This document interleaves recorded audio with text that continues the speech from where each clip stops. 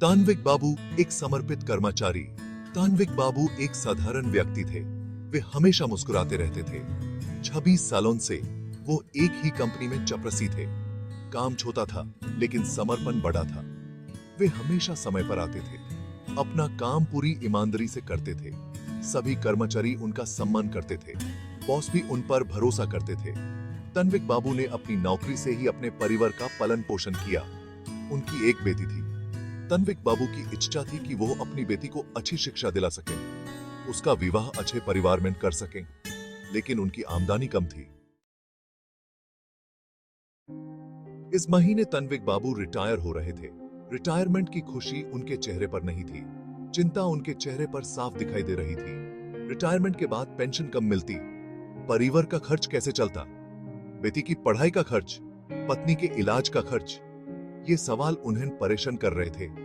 तान्विक बाबू की तबीयत भी ठीक नहीं रहती थी। कभी कभी छोटी मोटी गलतियां भी हो जाती थी। उन्हें डर था कि रिटायरमेंट के बाद वो अपने परिवार का सहारा कैसे बनेंगे। वो थी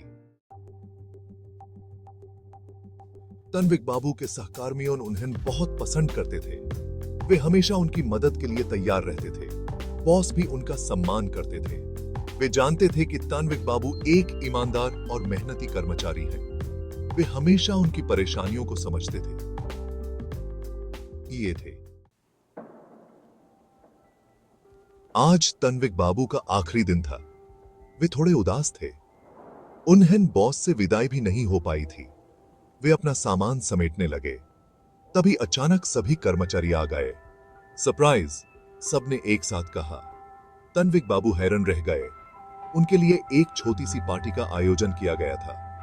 केक कटा गया, नाश्ता किया गया।